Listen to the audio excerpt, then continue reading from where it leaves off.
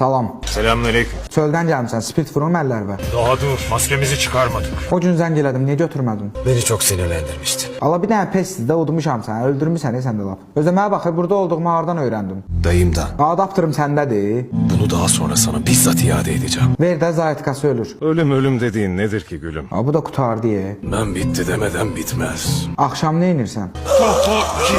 Bu pul nədir qoymusan qabağıma? Harca ulan, harca! Çaydan sudan nə istsən, nəsə vereyim? Bana verebileceğin hiçbir şey yok. Cırılma ey ala, kimsən sən? Ben mafya babasıyım. Yaxşı, əsəbləşmə. Özləməyə bax, sən işləyirdin, niyə çıxdın işdən? Ben kimsenin emrinde çalışmam. Zarafatsız harda işləyirdin? Et fabrikası. Hə, heç bir şey. Sabah öz daha düzgündə deyəsən. Gel.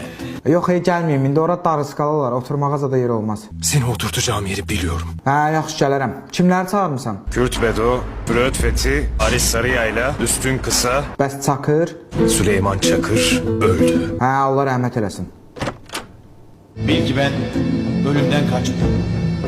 Aksine üstüne geliyorum.